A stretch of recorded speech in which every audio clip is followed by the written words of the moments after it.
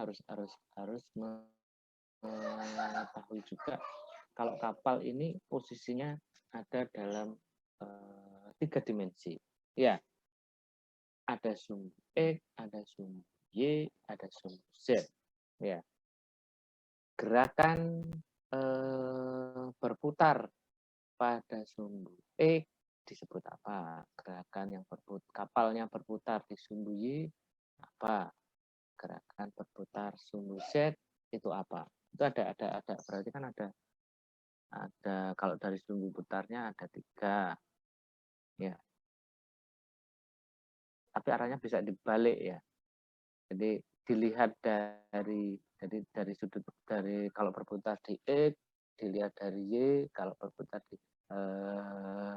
dari berputar di sumbu Y dilihat dari X dan sebaliknya. Nah, gerakan-gerakan kapal nanti di slide berikutnya akan ada ya. Jadi yang perlu dimiliki supaya kapalnya itu tetap bisa berlayar dengan baik ya. Jadi kapalnya harus mempunyai kemampuan ya untuk menghadapi gaya ya eksternal tadi ya, gaya yang diakibatkan yang dihasilkan oleh ombak ya, gaya yang dihasilkan oleh benda, oleh muatan yang ditaruh di atas kapal ya, atau bisa juga muatannya diambil dari kapal. Jadi awalnya ada muatannya kan pasti akan dibongkar. Proses bongkar muatnya bagaimana? Itu akan mempengaruhi gaya yang terjadi pada ya. Lanjut. Oke. Nah, di sini ini kemarin ukuran-ukuran utama kapalnya sudah ya. Jadi ada LOA, ada LPP, ada LBL, ya, LOA, ada LBL, ya, ada LPP, ya. Kemudian ada draftnya, ya. Kemudian ada hanya, ya, hanya di sini ya. Kapal. Kemudian ada apa lagi? Nah, ada bangunan atas, ada trim standar. Ya, kalau dilihat di sini, ya trim standar itu sir standar ya, sir standar, sir standar. Jadi kalau selain kapal tanker, ya kapal punya sir standar. Jadi ada kalau diperhatikan di sini, ya dari midshipnya ke depan, ya dan midship ke belakang. Ini ada kenaikan, ya kenaikan hanya naik di bagian depan dan di bagian belakang. Ini kaitannya nanti dengan sir standar. Kemudian, nah di sini ada ya di bagian kiri itu ada proses desain dari kapal. Ya urut-urutan kalau membuat kapal ya ini apa namanya pengetahuan dasar untuk anak-anak FTK ya. Jadi kalau mau membuat kapal, membangun kapal, jadi apa dulu yang perlu disiapkan. Jadi yang pertama ya ada di sini. Awalnya dari startnya dari sini. Ya. Ada berapa tahap ya, untuk mendesain kapal. Nah, ini di key-nya, di legend-nya ya. Di sini ada 4 tahap ya, untuk membuat kapal. Dari fase desain konsepnya, kemudian preliminary, jadi konsep desain dulu, preliminary desain, kontrak desain, sampai detail desain. Ya, masing-masing fase ya, masing-masing fase Mas dan Mbaknya perhatikan yang warnanya ini ya. konsep desain itu satu cycle atau satu putaran ya, dengan melakukan langkah-langkah ya, urut-urutan. Jadi pertama adalah mission requirement. Ini di mission requirement ini ada owner, permintaan dari owner, Permintaan dari owner itu apa saja ya. Mulai dari kecepatan kapalnya, ya biasanya kalau owner kan pasti pengen bisa kapalnya mengangkut muatan, ya muatannya seberapa banyak ya ada di sini. Payloadnya berapa. Jadi kalau dilihat dari bentuk kapal yang ada seperti ini, ya ruangan yang paling besar itu adalah dipakai untuk mengangkut muatan. Jadi fokusnya itu ada di sini. Fokusnya ada di ruang muat. Seberapa besar kapasitas dari ruang muatnya? Ya, ini yang penting. Jadi mission requirement-nya ruang muatnya berapa besar? Payload-nya berapa? Baru nanti kaitannya dengan kecepatan. Kecepatan ada di sini. Faktor utamanya adalah di ruang mesin dan propellernya. Ini ada propellernya. Ya.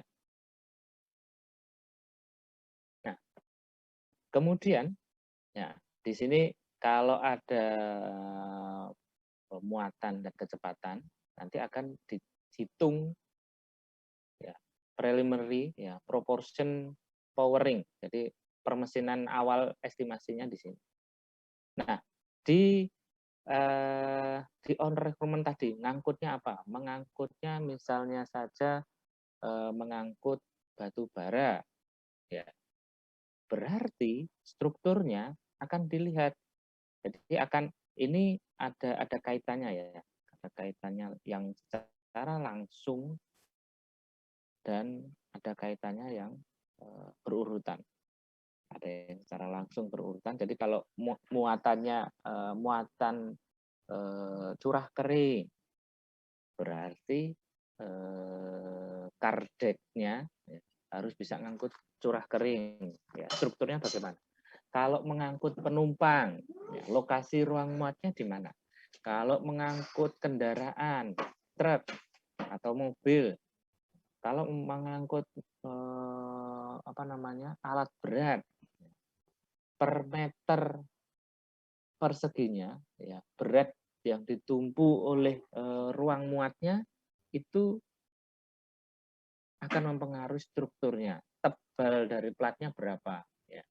Kemudian kalau kapalnya ya terkait dengan muatannya dilengkapi dengan alat bongkar muat, ya ada kerennya, ya struktur kapalnya bagaimana supaya bisa bisa dikasih keren, ya, dikasih alat bongkar muat.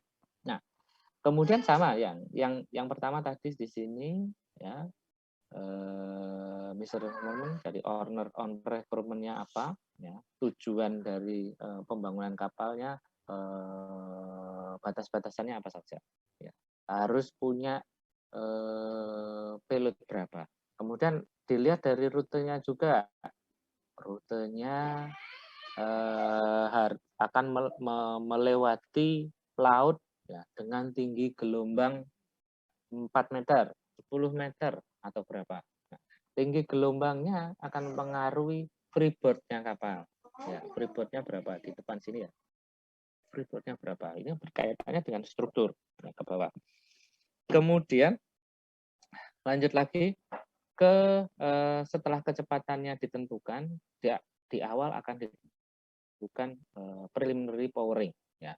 Preliminary powering secara langsung akan mempengaruhi ke poweringnya. Ya, poweringnya berapa. Kemudian dari estimasi ukuran mesin, ya ukuran mesin dan ukuran ruang muat yang diperlukan, Mas dan Mbaknya akan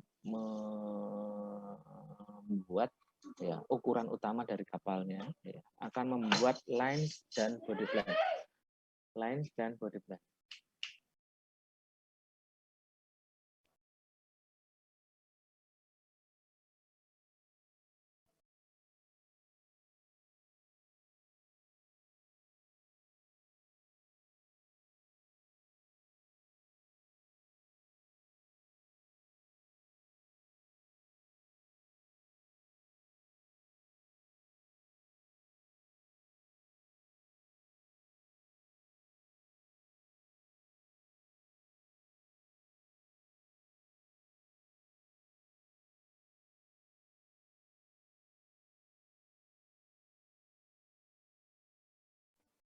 Halo?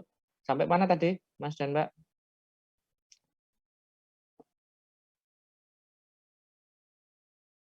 Sampai kecepatan tadi, Pak. Oh, sampai kecepatan. Oke. Kecepatan tadi ya, kalau sudah dibutuhkan kecepatannya 10 knot atau 12 knot atau 20 knot. Nah, mesinnya ya seberapa besar mesinnya yang akan dipakai ya. Kemudian ruang muatnya ya, ruang muat yang dipakai untuk mengangkut 1.000 ton atau 5.000 ton atau 10.000 ton ya, berarti ruang muatnya berapa ya. Nah, nanti dibuatkan lines dan body plan-nya. Jadi dibuatkan bentuk kapalnya. Nah, bentuk kapalnya bagaimana? Ya, bentuk kapalnya dilihat, diperhatikan juga kondisi rutenya berapa. Maksudnya kondisi rute kedalaman pelabuhan yang di pelabuhan asal dan pelabuhan tujuan serta kedalaman rute perairan yang dipakai. Jadi maksudnya kalau kapalnya melalui laut dalam, ya, berarti syaratnya enggak terpengaruh. Maksudnya mau membangun kapal dengan syarat yang tinggi tidak ada masalah. Tapi kalau kapalnya nanti harus masuk ke sungai, berarti terbatas oleh syarat yang ada di sungai, syarat maksimal yang ada di sungai. Ya. Jadi kalau sungai kedalamannya hanya 10 meter. Nah, berarti kapalnya yang dibangun syarat kapalnya sampai berapa, Mas atau Mbak? Ada yang bisa bantu? Kalau kedalaman sungainya 10 meter, berarti kapalnya syarat kapal yang bisa masuk ke sungai itu berapa? Ada yang bisa bantu? Mas dan Mbak, berapa kira-kira syaratnya kalau kedalaman sungainya 10 meter? Maksimal 10 meter berarti, Pak, syaratnya, Pak. Nah, maksimal 10 meter. Nah, itu masih belum benar, Mas ya. Jadi kalau sama 10 meter ya, killnya kapal atau bagian bawah kapal ini kan berarti masih tergeser, bergesekan dengan dasarnya kapal. Nah, kalau ininya ya T-nya ini 10 ya. Ya. Terus sungainya ke dalam, berarti kan ngesot bilangnya. Ya kapalnya jalan di sungai berat tekan ya, padahal kapalnya enggak ada rodanya ya. Kalau kalau mobil bergesekan dengan aspal dengan jalan enggak apa-apa, ada rodanya. Kalau kapal ya enggak ada rodanya, adanya plat semua di bagian bawah. Nah, kalau dasar sungai itu empuk ya enggak apa-apa. Dasar sungainya kadang kan ada mungkin ada kapal yang sudah kandas di bagian sungainya ya, atau mungkin ada batu-batu di sungainya ya, bisa bisa rusak bagian kapal yang bagian bawahnya ya. Nah, maksimalnya itu kedalaman sungai ya itu dikalikan dengan sebetulnya bukan bukan dari kedalaman sungai ya.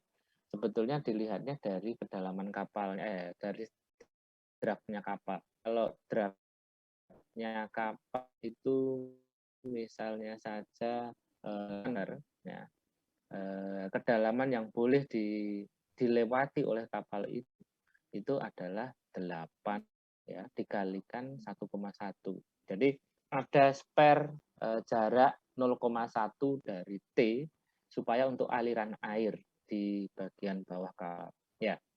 Jadi di sini di propeller bagian bawah sini ya, dia supaya bisa optimal bergerak, dia membutuhkan aliran ya, aliran air ya, bukan hanya dari bagian yang di atas killnya, tapi juga di bawah killnya. Killnya yang sini ya, yang dasarnya kapal ya. Jadi 0,1 dari T-nya kapal. Jadi kalau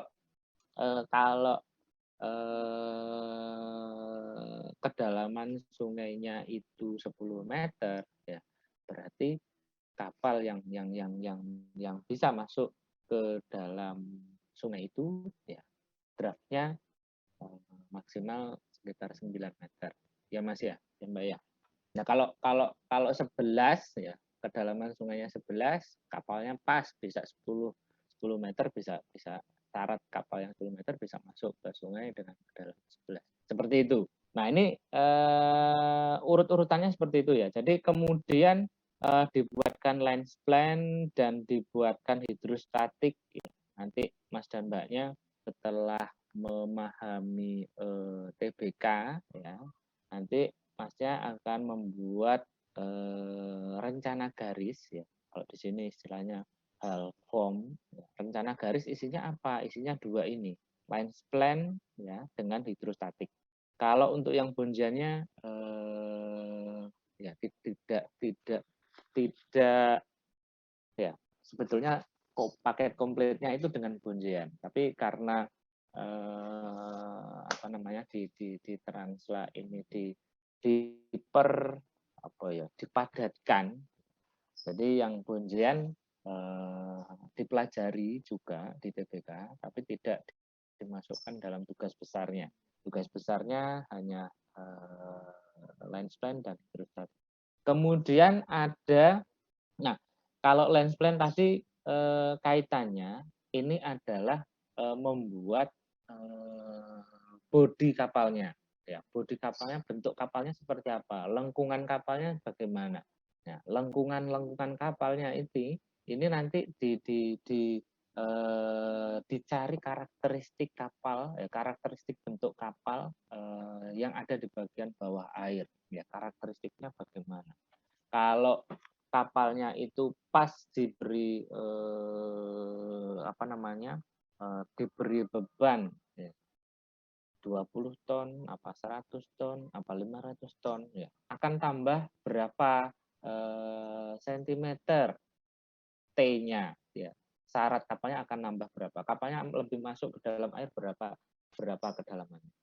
Nah, kemudian dari lines plan dan body plan, ya Mas dan Mbaknya bisa menimbang atau mengetahui berat dari kapalnya, estimasi berat kapalnya berdasarkan perhitungan. Kok bisa? Ya, ya bisa. Jadi estimasi berat kapalnya ya dari kulit kapalnya. Nah, dari lines plan dan body plan, Mas dan Mbaknya bisa mengetahui volume kapalnya ya.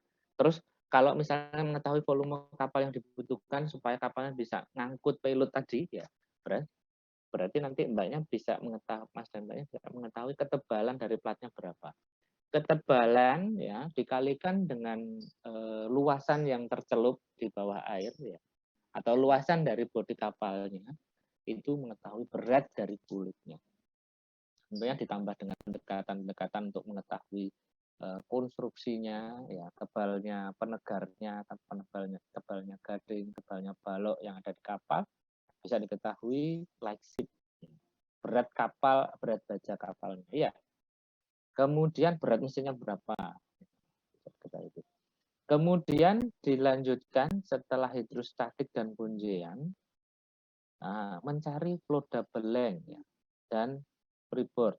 Nah, ini kurva kebocoran ya flow double length. Jadi kalau kapalnya bocor, ya flow double length dan freeboard. Flow double length itu tujuannya untuk mengetahui seberapa panjang sih ruang muat yang bisa dibuat di atas kapal, ya ruang muat di atas kapal ini, ya berapa panjang maksimal dari ruang muat, sehingga kalau misalnya ruangan-ruangan yang ada di kapal, bukan hanya ruang muat, kamar mesin panjangnya berapa, ya kemudian ruang muat ya panjangnya berapa, itu dilihat kalau diisi air, ya kalau ini diisi air, ya kapalnya akan bocor enggak, ya. Nah ini nanti kaitannya secara langsung dengan damage stability, ya damage stability. Jadi damage stability itu kalau misalnya ada kebocoran pada salah satu ruang di kapal, ya, kapalnya itu akan tenggelam membutuhkan waktu berapa lama. Nah, tujuannya untuk apa sih? Kok kita harus tahu kalau kapalnya bocor, kita harus tahu berapa waktunya kapalnya tenggelam. Ini kaitannya dengan alat-alat keselamatan yang ada di atas kapal. Kaitannya kalau diketahui ya kemampuan kapalnya untuk tenggelam itu 20 menit. Jadi kalau kapalnya bocor ruang muatnya, kapalnya akan tenggelam dalam waktu 20 menit misalnya. Nah, berarti alat-alat keselamatan yang ada di atas kapal ya harus dilengkapi dengan alat yang bisa memungkinkan seluruh penumpang yang ada di atas kapal meninggalkan kapal dengan selamat dengan waktu kurang dari 20 menit. Jelas ya ini ya, Mas dan Mbaknya. Jadi makanya kita tahu kalau kapalnya akan tenggelam berapa lama. Alat safety-nya harus bisa dipergunakan dengan waktu yang lebih cepat daripada kapalnya tenggelam. Kalau enggak berarti kapalnya enggak safety. Ya. Oke, lanjut lagi. Float blank dan freeboard. Nah, kalau freeboard ini enggak pakai D ya, freeboard. Freeboard yang kemarin ya, H dikurangi T, tapi posisinya di mana? Biasanya karena arah kapalnya itu ke depan ke sana, ya, freeboardnya yang vital itu adalah yang di depan sini, ya antara ujung depan dengan T-nya kapal, ya itu adalah freeboardnya. Nah, kemudian setelah ketahui ruangan ya, ruangan yang demikian, baru nanti Mbaknya bisa tentukan sekat-sekat yang ada di atas kapal. Jadi float blank itu mengaruhi sekat-sekatnya. Kalau mengetahui sekat-sekat yang ada di atas kapal, ya, Mas dan Mbaknya bisa membuat arrangement untuk hal and machinery. Ya, lambungnya butuh sekat di sini, butuh sekat di sini. Ternyata ruang muatnya cukup dibagi dua saja gini. Cargo hold 1 dan cargo hold 2. Terus ini ada di depannya ada sekatnya sini. Terus setelah dihitung ya, panjang kapalnya LOA itu adalah misalnya 200 meter. Nah, persyaratan dari kelasnya kalau LOA-nya itu 200 meter, dia harus mempunyai sekat kedap jumlahnya 5, misalnya seperti itu. Kalau dilihat dari aturan. Nah, dicek sekatnya berapa? Kalau dari float blank sekatnya baru 4, ini kurang. Iya, nanti gimana? Bentar ya.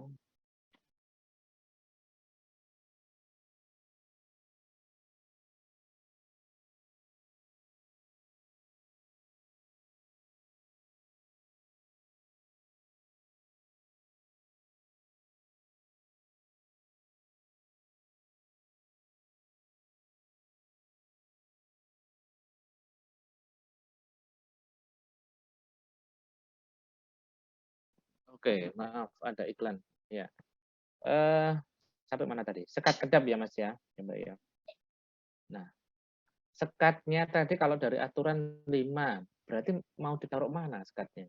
Nah, yang memungkinkan kalau kamar mesin mau kasih sekat lagi nanti akan repot. Ya, jadi yang bisa memungkinkan ditambahi ruang muatnya sekat di ruang muat. Jadi ruang muatnya akan ditambahi 1 sekat lagi. Jadi nanti kalau di apa merancang kapal, ya, merancang kapal, kalau panjang kapalnya mempersyaratkan jumlah sekatnya 5, ya, tapi kalau dari float blank-nya cukup 4 saja, tetap diminta sesuai aturan regulasinya, ya, jumlahnya harus 5. Nah, ini dibuat.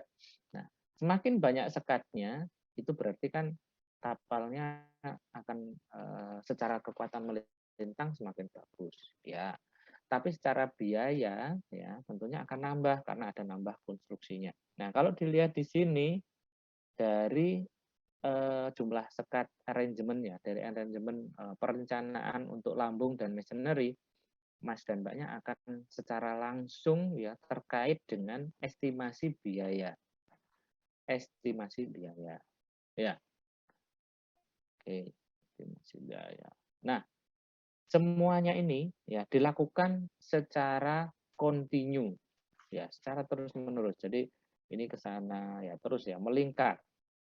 Terus setelah satu cycle itu konsep desainnya sudah ada.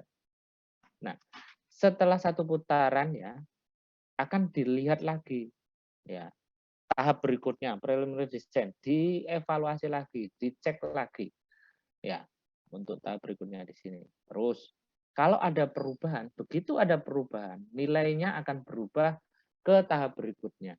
Makanya ini disebut spiral design ya. Itu saling terkait dari masing-masing prosesnya. Oke. Nah, tadi ya kaitannya dengan titik berat ya. Titik berat ini Mas dan Mbaknya kan sudah lewat ya masa-masa menghitung titik berat di mana sih letak titik berat segitiga, di mana sih letak titik berat jajaran genjang, ya setengah lingkaran titik beratnya bagaimana ya. Nah nanti bukan hanya 2 dimensi ya, tapi titik berat benda-benda yang 3 dimensi. Ya, titik beratnya di mana? Ya. Masih ingat ya untuk informasi yang ini ya. Nah, kalau di kapal kan beda ya. Nah, posisi-posisi kapalnya, jadi kalau syarat bagian depan, tengah, dan belakang ya kanan kirinya sama, itu posisi kapal yang even keel ya, lunasnya datar, even keel. Ya. Kemudian kalau syarat kapalnya trim by bow ya, itu trim ke haluan ya, berarti syarat di bagian haluan lebih dalam. Kalau trim stern ya, trim buritan, syarat kapal di bagian buritan itu lebih besar. Nah, kapal itu kalau ditumpu pada titik beratnya itu akan seimbang. Ya, tapi kalau tidak ditumpu pada titik beratnya, kapalnya tidak seimbang. Ya. Nah, titik beratnya kapal itu di mana? Apakah di tengah? Apakah di depan? Apakah di samping kiri, samping kanan, atau agak ke belakang? Ya. Nah, ini Mas dan Mbaknya perlu memahami dulu ini ya koordinatnya. Kemarin sudah ya ini ya sistem koordinatnya X, Y, Z sudah ya, Mas, Mbak. Jadi X-nya depan belakang, Y-nya kanan kiri, Z-nya atas bawah. Ini harus kalian pahami. Kemudian lanjut lagi. Oke. Cara untuk menghitung luasan. Nah, Mas dan Mbaknya semester ini tentunya ikut yang matematika ya. Matematika 1 ya. Atau matematika sudah matematika rekayasa. Matematika dasar ya. Rekayasa. Oke. Nah, nanti dengan mempergunakan integral ya. Kalau apa ya kalau istilahnya orang apa namanya dulu sebutnya mencari apa namanya luas bidang ya dengan integral apa sih cacing itu loh ya cacing pakai cacing ya. Nah di sini integralnya jadi pada ini kan dari syaratnya kan Z ya, syaratnya Z dengan setengah lebar bidang air ya diintegralkan ke arah memanjang. Jadi luasan dari water plane area atau garis yang diarsir kasih warna biru ya, itu adalah kita melihatnya kan kenapa ada dua? Karena kita melihatnya separuh ya. Kita melihatnya separuh. Jadi kita menghitungnya separuh, ya. Kemudian kita kalikan dua. Ya, kenapa separuh? Ya. Jadi yang dilihat awalnya adalah yang sisi kanan atau sisi kiri dulu. Ya, yang dilihat dari sisi kanan atau sisi kiri dulu. Di sisi sini dulu ya. Nah, dilihat yang dari sisi sini dulu. Nah, makanya kemudian dikalikan dua. Ya. Ya. Luasannya itu Y dikalikan DX ya, atas perubahan X-nya ya. Y-nya berapa, D-nya berapa. Ya. Dari 0 sampai LBL. Nah, LBL kan panjangnya X-nya. Ya. Dari panjangnya X-nya. Sudah paham toh kalau yang penggunaan integral Mas dan Mbak? Halo. Ya, penggunaan integral sudah paham ya ini ya. Persamaan ini sudah jelas ya, Mas dan Mbak. Halo. Sudah jelas, Pak. Sini ya. Y-nya itu setengah lebar bidang air. Nah, makanya kenapa muncul di sini ada dua. Karena awalnya yang dilihat itu yang yang saya kasih warna hijau sini saja, satu bagian saja. Karena bentuk kapalnya kanan dan kirinya sama, simetris, ya. Ya, makanya satu sisi saja, satu kemudian dikalikan dua. Oke, lanjut. Izin bertanya, Pak. Iya. Kalau misalnya kapalnya bagian kanan sama kiri beda, itu ngitungnya gimana? Hitung satu-satu. Iya, ngitungnya satu-satu. Berarti kan di sini nanti duanya dicoret, ya. Terus tapi nanti di sininya akan ditambahkan. Jadi sini sisi kiri, ya, kiri, sini sisi kanan, ya. Nah, sini juga sama. Ya, integralnya sama dari LBL. Dilihat Y-nya kan yang beda nanti di sini. Sini adalah YI, sini YA. Y ke kiri, ya, Y kiri sama Y kanan. Kali DE. Ya, ini ya. Kalau Baik, Pak. Terima kasih. Tapi apa namanya? Jarang, bukannya jarang ya. Bahkan mungkin tidak ada. Tapi kalau memang Mas dan Mbaknya mau bikin kapal yang tidak simetri kanan dan kiri, ya bisa aja. Ya, kan ada juga yang dibuat mungkin untuk penelitian aja ya biasanya. Jarang kalau kapal komersil biasanya dibuatnya simetri kanan dan kiri. Oke. Jadi kalau ada sudah ketemu nanti apa namanya? Luasan, ya, Mas dan Mbaknya bisa mencari momen statisnya, ya, momen statis. Momen statis di misip kapalnya tadi, ya. Itu jadi sama X dikalikan Y dikalikan DX, ya, diintegralkan dikalikan 2. Nah, di sini X-nya itu adalah lengan terhadap sumbu Y, ya, sumbu Y.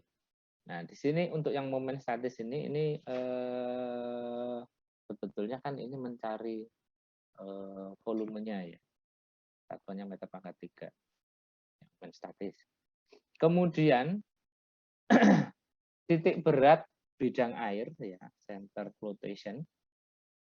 Ini dilihatnya terhadap AP ya. LCF XF itu adalah momen statisnya tadi dibagi dengan luasannya. Ya.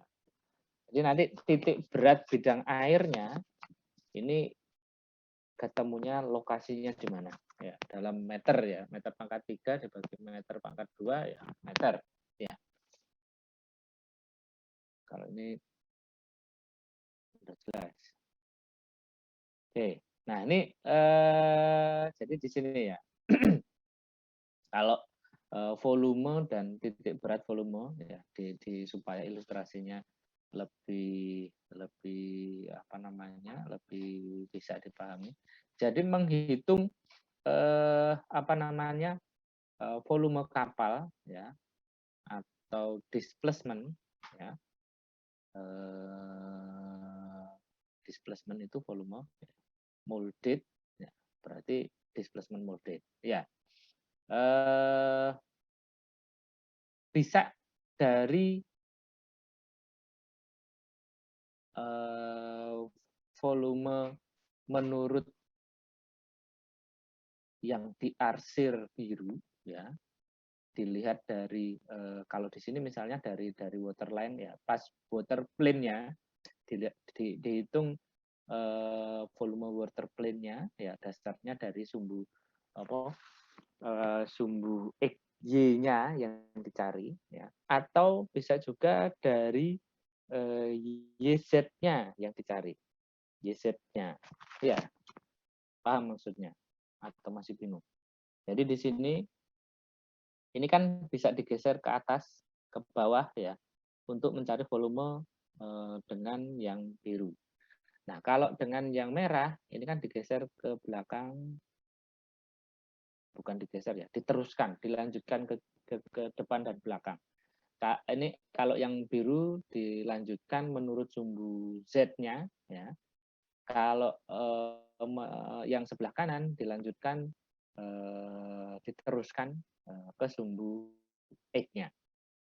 Nah, persamaannya ada di bawah ya. Diintegralkan luas stationnya ke arah memanjang. Ya, jadi kalau yang satunya menurut water plane area ya WP, yang satunya menurut station ST. Ya. Water plane-nya kan di sini. Ya, yang di sini. Kalau yang di sini menurut stationnya. Masnya ingat ya, pembagian station ya. Station itu kalau kapal dipotong dari sepanjang garis airnya gini ya. Kalau sepanjang sumbu X ya, berarti ini station 0, 1, 2 stationnya dan seterusnya. Ini pakai yang sini. Nah, kalau pakai yang station berarti integralnya ya ini mestinya LWL-nya di sini ya. LWL. Ya, 0 nolnya di sini sampai panjang LWL-nya berapa? Ya. Luasannya ini adalah yang A S T ya. Kemudian yang di sini adalah A B P water plane. Water plane. Nah, kalau AWP yang jadi di integralnya adalah waterline di sini. Waterline-nya. Waterline-nya berapa? Mulai dari waterline 0, posisinya waterline 0 kan di sini. 0, terus naik 1, 2, terus naik ke atas. Ya. Paham untuk di sini ya. Jadi sama ini persamaan untuk menghitung volumenya atau displacement-nya. Nah, dari dua persamaan ini ya, sama persamaannya, Mas dan Mbaknya bisa menghitung ini ya. ABP dan AST. AST yang sana, ABP yang sana. Jelas, Mas dan Mbak? Oh ya, dibolak-balik itu aja ya.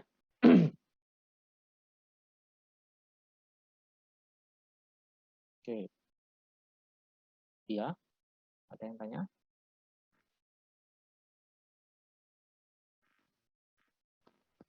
Oke. Nah, yang dilanjutkan lagi, nanti kalian akan banyak melakukan perhitungan dengan persamaan-persamaan ini, ya. Kemudian kalian akan menentukan berapa momen statis dari volume ya, terhadap bidang dasarnya. Ya, momen statisnya bagaimana? Momen statisnya itu adalah luas bidang airnya nanti dikalikan dengan lengan terhadap bidang datarnya. Ya. Jadi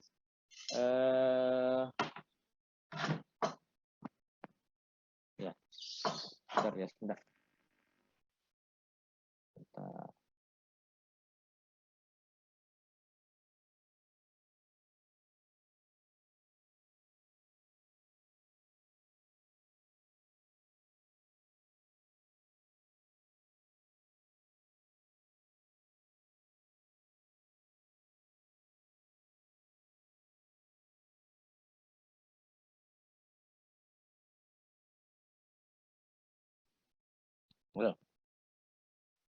Jadi kalau momen statis ini kan volume tadi nanti dikalikan dengan lengannya, ya.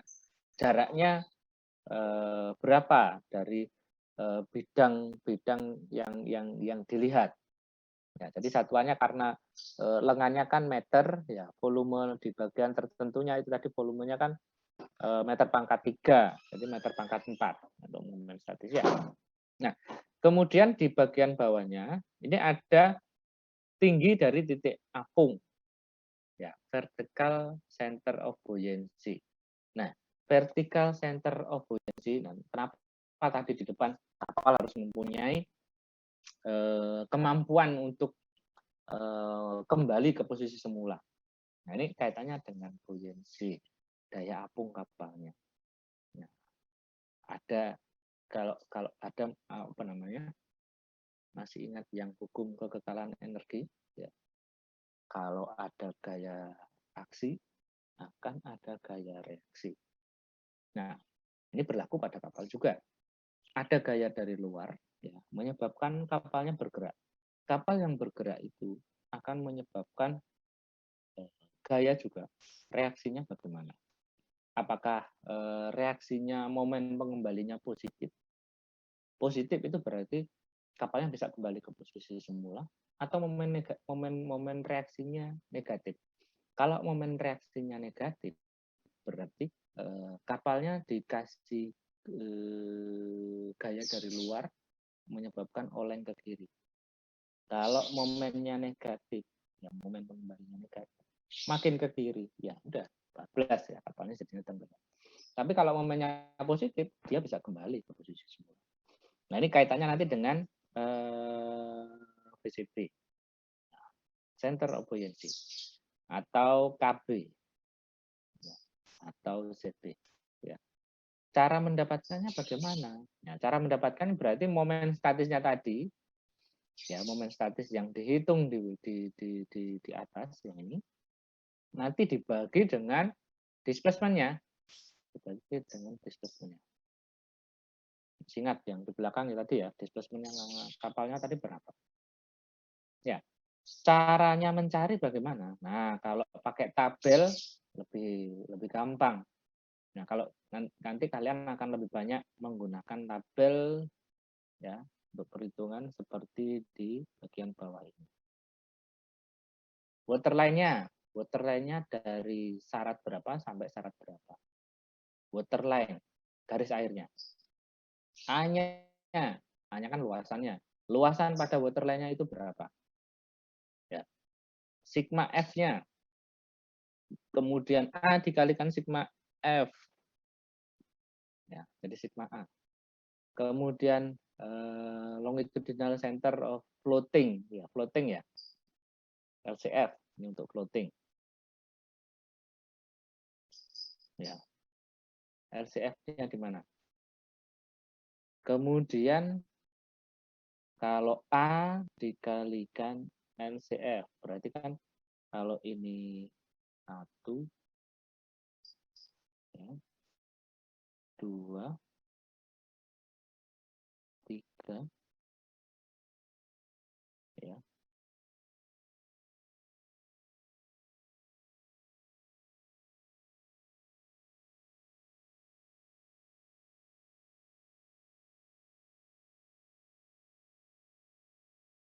Nanti di sini, ke sini ya, yang sebelah sini.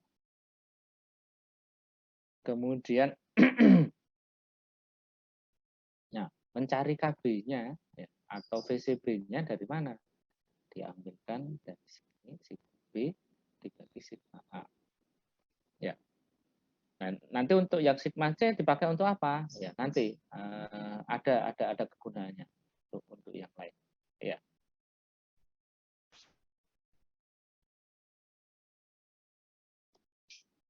Nah, ini kegunaan lain untuk yang sigma C. Ya. Jadi kalian perhatikan di sini. Di sini ada bidang dasarnya. Ya. Jadi kapal itu ada momen dihitung secara melintang, ada dihitung secara memanjang. Ya, ini bidang datarnya. Nah, kemudian yang satunya adalah yang C.